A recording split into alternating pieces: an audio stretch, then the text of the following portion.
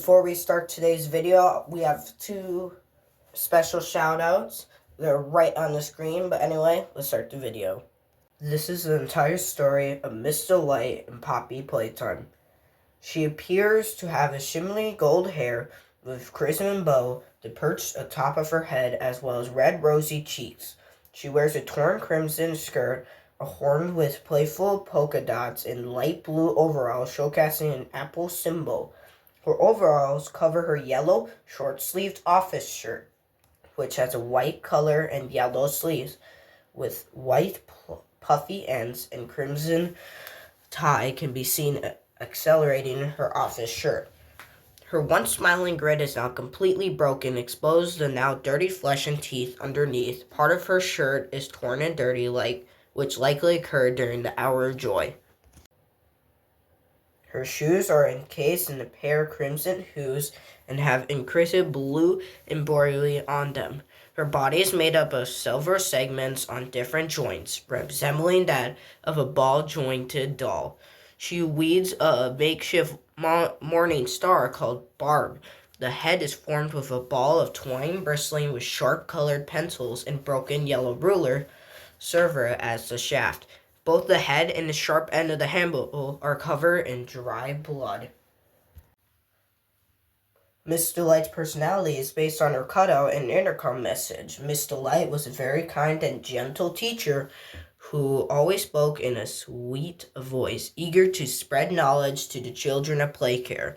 Miss Delight encouraged students to inquire her and her sister with questions they had regarding their topic of interest. This is Miss Delight speaking. Please excuse the interruption. Students, remain in your seat until the bell has rung, and no going in the halls without a hall pass. Wait, I recognize you. Yes, I remember. You used to work here. How are you? Alive. Barb? Oh. Barb says you're looking for your co-workers. Catnap wouldn't like that you're here. You should leave. For your own safety. Not a good listener, are you? You're a lot like the other humans in that way. I wonder if your screams will sound like theirs too. I look forward to finding out. Hello, students. Find my sisters and I to learn facts across a variety of subjects. Press my button to hear some facts on anatomy. Did you know that there are 60,000 miles of blood vessels in the human body? For comparison, the Earth around the equator is almost 25,000 miles. The smallest bone in your body is the stapes in your ear. Still, damage it, and you risk losing your hearing. Want to learn more about human organs? Pay close attention in class. However, after the hour of joy, she started to descend into madness.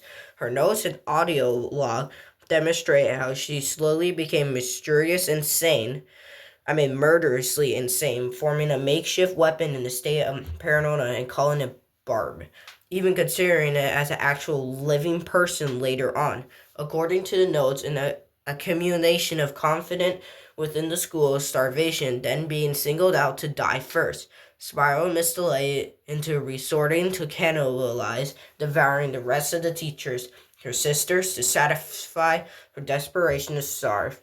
This gave rise to a twisted obsession for bloodshed, to the point of targeting innocent beings if given the chance, saying that had Catnap not hidden the surviving children of Playcare, she would have killed them all as well.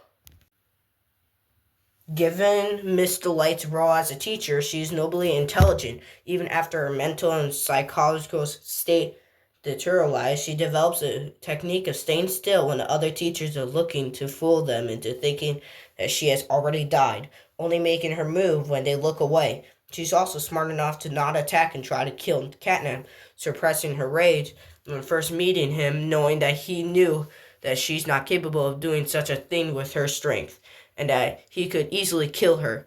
She instead opted to making a deal with the creature, looking out for each other and reporting what they see to each other and to the prototype, it being the best way to ensure her survival in play care. There is some sanity that remains intact inside of Miss DeLay as she urged the player to leave the school for their own safety, noting that Catnip would not be happy having their presence in the lair. Her backstory. Miss DeLay was one of at least 8 identical constructs who viewed each other as sisters, serving as teachers for play care. Following the Hour of Joy, they were locked within the school by Catnip. Miss DeLay believes she heard something breathing on the other side of the door. This led to the creation of her signature weapon in case anything came through. Some time afterwards, her sister cut her off from food, presumably due to her suspect of hoarding some. As time went on, she slowly went insane and started to consider a weapon as an actual person. Barb eventually taught Miss DeLay that if she stopped moving and stood very still, her sisters would assume she was dead. She relied on the tactile to ambush the other teachers and later on attempt to use it on the player and consume them to satisfy her hunger. Some time later, she found the door unlocked and met Catnip, who she surprised was the one who locked the door. The two formed an uneasy truce afterwards, both wrying what they see to each other and to the prototype. She would continue to roam around the school until the eventual return of the player in 2005. The player's first encounter with Miss DeLay is through the PA system, her voice echoing through like a pre-recording message. Later, as the player is crawling under her desk, they catch a glimpse of Miss DeLay walking across the hall as they are still reeling from this encounter when Miss DeLay's voice booms over to PA again. She's curious, demanding to know how the player is still alive while warning them to leave for their own safety. The player ignores her warning, pressing on through the abandoned school. They soon reach a point, a door that leads to a dark, forbidden area. Miss DeLay's voice cracks over to PA again, mocking the player's stupidity for not listening to her instructions and wondering what their screams would sound like. The player powers on the generator, hoping to illuminate their path. Suddenly, the door bursts open, and Miss DeLay strides into the room and damages the generator with Barb, setting the battery flying across the room. With the generator destroyed, the halls are plunged into flickering darkness again, Miss DeLay chasing the player. Finally, the player reaches the exit to the maintenance area upon the view of her prey, possibly escaping. Miss DeLay drops her weeping angel facade, chasing them down.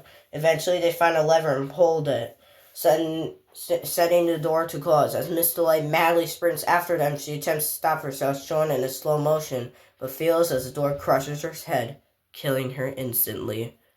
Thank you for watching, everybody. Like and subscribe, and I will see you next time.